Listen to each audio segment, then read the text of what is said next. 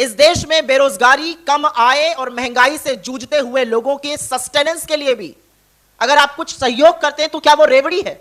और अगर वो रेवड़ी है तो 10 लाख करोड़ के जब आप कर्जा माफी करते हैं अमीरों की, तो वो क्या है? जब चुनाव आयोग हरकत में आता है और उस प्रभाव में कुछ करता है तो थोड़े सवाल जरूर उठते हैं। दिहाड़ी करने वाले जो आत्महत्या कर रहे हैं, अगर उनके परिवारों को थोड़ी सी सहायता सरकार देती है, जो इसका मॉरल दायित्व है, नैतिक दायित्व है सरकार का देना, उसको कौन फ्रीबी डिसाइड करेगा? क्या आप हर इलेक्शन रैली में जो बड़े बड़े जुमले छोड़े जाते हैं भारतीय जनता पार्टी और खासतौर से मोदी जी के द्वारा, उन पर कार्रवाई करिएगा? रेवड़ी एक तरफ और अशर्फियां एक तरफ। 10 लाख करोड़ से ज्यादा बट्टे खाते में डाल दिए गए इस देश में बड़े बड़े उद्योगपतियों के लोन। वो क्या था? वो रेवड़ी थी, वो अशर्फी थी, वो खुद ब खुद सोने की थाली थी, वो क्या था? ये भी सच है कि चुनाव है तो दूध के दाम सारे देश में बढ़ेंगे, गुजरात में नहीं बढ़ेंगे।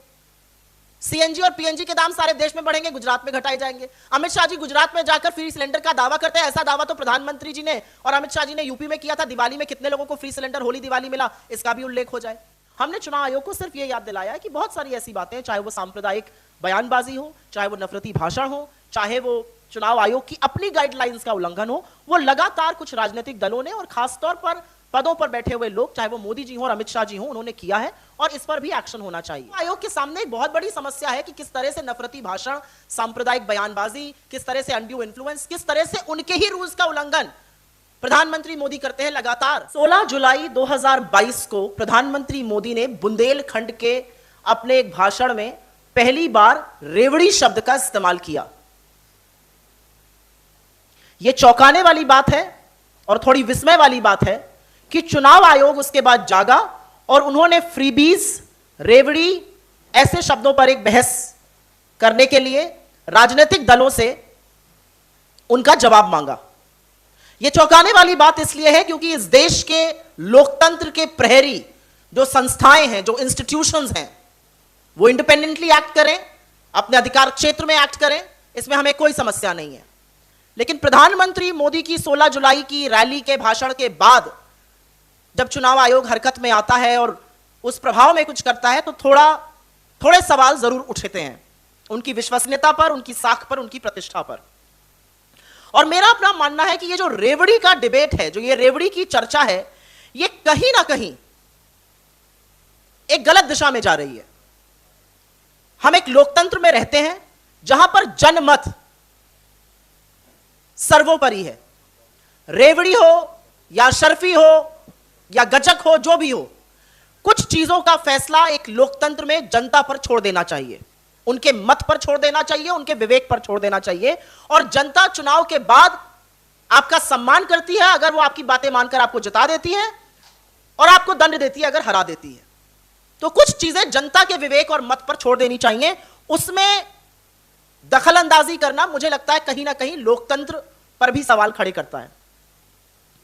रेवड़ी का डिबेट कहीं ना कहीं एक मिसप्लेस्ड प्रायोरिटीज का भी डिबेट है। आखिर रेवड़ी क्या है? इस देश में बेरोजगारी, कम आय और महंगाई से जूझते हुए लोगों के सस्टेनेंस के लिए भी अगर आप कुछ सहयोग करते हैं तो क्या वो रेवड़ी है? और अगर वो रेवड़ी है तो 10 लाख करोड़ के जब आप कर्जा माफी करते हैं अमीरों की, तो वो क्या है? वो अशर्फियां है कि वो रेवड़ी कही जाएगी? इस बात पर भी चर्चा हो जानी चाहिए।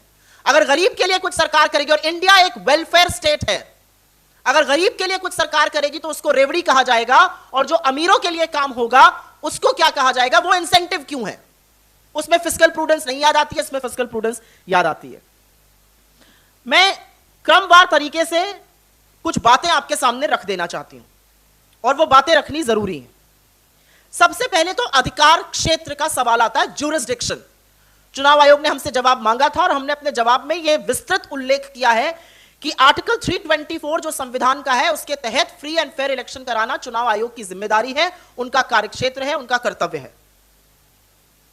और इसीलिए चुनाव आयोग ने समझ दिखाते हुए राजनीति में दखल अंदाजी करने से परहेज किया है पास्ट में। Chapter 19A of the Indian penal code 1860 और the representation of people act 1951 commission को यह निर्धारित करने में मदद जरूर करता है कि क्या वैधानिक है और क्या असंवैधानिक है, क्या लीगल है और क्या इलीगल है।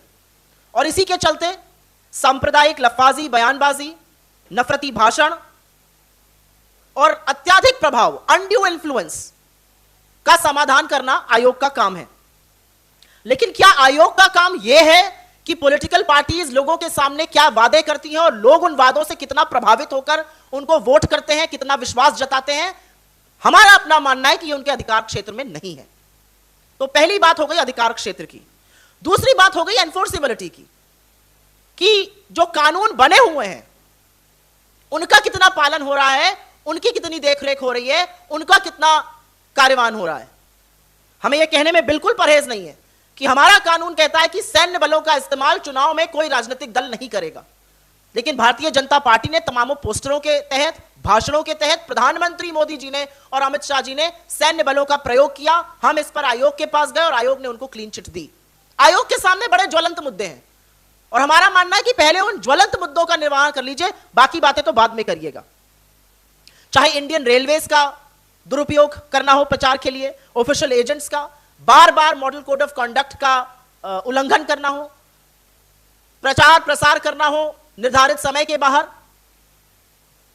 ये सारे काम राजनीतिक दल भारतीय जनता पार्टी ने और प्रधानमंत्री मोदी ने किए हैं। इसकी सबकी सबमिशन हमने इलेक्शन कमीशन को बार बार दी है और लगातार उनको क्लीन चिट मिल जाती है।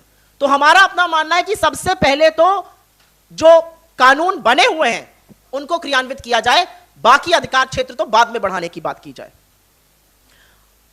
अब यहां पर एक और बात आती है और यह बात है डेफिनेशन की, जो मैंने पहले भी कहा कि चुनाव आयोग कैसे डिसाइड करेगा फ्रीबी क्या है। एक गरीब मजदूर को जिसकी आय चली गई है, एक गरीब किसान को जिसको उपज का पैसा नहीं मिलता है, दिहाड़ी करने वाले जो आत्महत्या कर रहे हैं, अगर उनके परिवारों को थोड़ी सी सहायता सरकार देती है, जो इसका मॉरल दायित्व है, नैतिक दायित्व है सरकार का देना, उसको कौन फ्रीबी डिसाइड करेगा? और अगर आपने उसको रेवड़ी या फ्रीबी मान लिया तो यह भी बात होती है कि आप इसको लागू कैसे करिएगा। क्या आप कैंडिडेट को डिस्क्वालीफाई करिएगा? क्या आप पार्टी को बैन करिएगा? क्या आप यह देखिएगा कि कौन से वादे किए गए और कौन से वादे पूरे किए गए? क्या आप हर इलेक्शन रैली में जो बड़े बड़े जुमले छोड़े जाते हैं भारतीय जनता पार्टी और खासतौर से मोदी जी के द्वारा, उन पर कार्यवाही करिएगा? और इसकी एक लंबी फहरिस्त है, उसके बारे में अभी हम बात करते हैं। तो हमारा अपना मानना यह है कि जो समस्याएं है ही नहीं उसका समाधान ढूंढा जा रहा है, लेकिन जो ज्वलंत समस्याएं हैं, जो लोकतंत्र को कमजोर करती हैं, उस पर आयोग चुप है और उसकी समस्याओं के बारे में बात नहीं हो रही। और अब मैं आपको क्रमवार तरीके से बता देती हूं कि रिस्पॉन्सिबल वादे क्या होते हैं और कैसे पूरे किए जाते हैं, और इर्रिस्पॉन्सिबल जुमलेबाजी क्या होती है। कांग्रेस ने अपने घोषणा पत्र में मनरेगा की बात करी, हमने अपना वादा पूरा किया और आज मनरेगा संजीवनी बनके ग्रामीण क्षेत्रों में खड़ा है। हमने अपने घोषणा पत्र में खाद्य सुरक्षा की बात करी, हमने वो अधिनियम बनाया और यह सच है कि उसी के चलते आज लोगों की थाली में भोजन है। हमने अपने घोषणा पत्र में शिक्षा के अधिकार की बात करी, सूचना के अधिकार की बात करी और उसको करके दिखाया। यह रिस्पॉन्सिबल वादा किया, लोगों ने हम पर विश्वास जताया और हमको चुनाव जिताकर अपना विवेक और अपना मत का अधिकार का प्रयोग किया। अब भारतीय जनता पार्टी ने भी बड़े सारे वादे किए, तो जब रेवड़ियों की बात होगी तो ये सारे वादे आएंगे। हर साल 2 करोड़ नौकरी बनने का वादा था, 15 लाख हर अकाउंट में जाने का वादा था, $5 ट्रिलियन की अर्थव्यवस्था बनानी थी, 2022 तक हर किसान की आय दोगुनी होनी थी, 2022 तक पक्के घर होने थे, 24 घंटे बिजली होनी थी, हवाई चप्पल वाले को हवाई जहाज में बिठाया जाना था, वो अलग बात है कि उस पर भी जीएसटी लग गया, महंगाई कम होनी थी। लेकिन ये सब बड़े बड़े जुमले निकले, तो ये रेवड़ियां थी। इन रेवड़ियों का क्या होगा, इसके बारे में जवाब भारतीय जनता पार्टी देगी या चुनाव आयोग देगा, लेकिन यह भी एक ज्वलंत सवाल है अपने आप में। और जैसा कि हमने पहले कहा कि रेवड़ी एक तरफ और अशर्फियां एक तरफ, 10 लाख करोड़ से ज्यादा बट्टे खाते में डाल दिए गए इस देश में बड़े बड़े उद्योगपतियों के लोन। वो क्या था? वो रेवड़ी थी, वो अशर्फी थी, वो खुद ब खुद सोने की थाली थी, वो क्या था? इसके बारे में भी सवाल होगा आज, इसके बारे में भी चर्चा होगी। कॉर्पोरेट टैक्स कट करना क्या था? आप स्टार्टअप को इंसेंटिव देते हैं, आप इंडस्ट्री लगाने पर टैक्स इंसेंटिव देते हैं, फ्री बिजली की बात करते, करनी चाहिए। लेकिन अगर एक तबके के लिए यह इंसेंटिव है तो दूसरे तबके के लिए जो सस्टेनेंस है उसको कैसे नकारा जा सकता है? वो कैसे फ्री भी बन गया? और यह भी सच है कि चुनाव है तो दूध के दाम सारे देश में बढ़ेंगे, गुजरात में नहीं बढ़ेंगे। सीएनजी और पीएनजी के दाम सारे देश में बढ़ेंगे, गुजरात में घटाए जाएंगे। अमित शाह जी गुजरात में जाकर फ्री सिलेंडर का दावा करते हैं। ऐसा दावा तो प्रधानमंत्री जी ने और अमित शाह जी ने यूपी में किया था। दिवाली में कितने लोगों को फ्री सिलेंडर होली दिवाली मिला, इसका भी उल्लेख हो जाए। तो असलियत यह है कि चुनाव में लफाजी करना एक बात है, लोगों की सुरक्षा, लोगों की सस्टेनेंस पर बात करना दूसरी बात है। और ये एक मिसप्लेस्ड डिबेट है। इस डिबेट की वेलफेयर स्टेट में और लोकतंत्र में कोई जगह नहीं है। हर पार्टी अपने विवेक अनुसार, हर पार्टी अपनी क्षमता अनुसार, हर पार्टी विचार विमर्श करके ऐसी बातें जनता के सामने रखती है। जो ऐसा नहीं करते हैं जनता उनको नकार देती है, जो ऐसा करते हैं अगर जनता का विश्वास है तो उसको जिता देती है। कुछ चीजें लोकतंत्र में, लोकहित में जनता पर छोड़ देनी चाहिए, उनके विवेक पर, उनके सामंजस्य पर, उनके मताधिकार के लिए छोड़ देनी चाहिए। हर चीज को प्रधानमंत्री की रैली के बाद एक मुद्दा बनाना सर्वथा गलत है। आपके सवालों का स्वागत है। हम आपके साथ जो हमने इलेक्शन कमीशन को अपना ये वक्तव्य दिया है, जो अपना रिस्पांस दिया है, वो जरूर साझा करेंगे। उसको देख लीजिए आप लोग। उसमें हमारी विस्तृत रूप से क्या पोजीशन है इस पूरे मुद्दे पर वो है। और चुनाव आयोग से हमारी दरख्वास्त है, चुनाव आयोग से हमारी रिक्वेस्ट है, चुनाव आयोग से हमारा असर्शन है कि जो मुद्दे ज्वलंत और आपके सामने हैं, जो आपके एकाधिकार में है, जो आप ही के कानून क्षेत्र की चीजों का उल्लंघन करते हैं, पहले उनका समाधान करिए, पहले उस पर एक्ट करिए। धन्यवाद।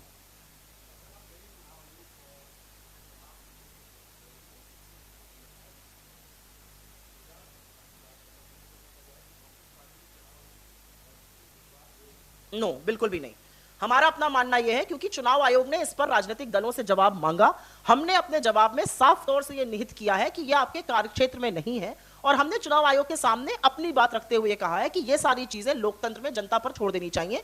हमने चुनाव आयोग को सिर्फ यह याद दिलाया है कि बहुत सारी ऐसी बातें, चाहे वो सांप्रदायिक बयानबाजी हो, चाहे वो नफरती भाषण हो, चाहे वो चुनाव आयोग की अपनी गाइडलाइंस का उल्लंघन हो, वो लगातार कुछ राजनीतिक दलों ने और खासतौर पर पदों पर बैठे हुए लोग, चाहे वो मोदी जी हो और अमित शाह जी हो, उन्होंने किया है और इस पर भी एक्शन होना चाहिए।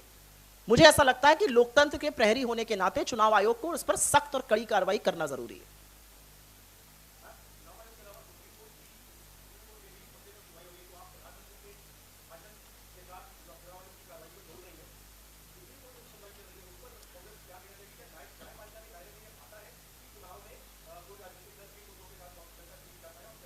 मैं आपसे थोड़ी सी गुस्ताखी करके डिसएग्रीमेंट करती हूं। मैं जोड़ नहीं रही हूं, मैं सिर्फ यह कह रही हूं कि 16 जुलाई 2022 के पहले इस पर किसी संस्था ने कोई चर्चा नहीं करी थी और एकदम से रेवड़ी इस देश का सबसे बड़ा मुद्दा बन गया है।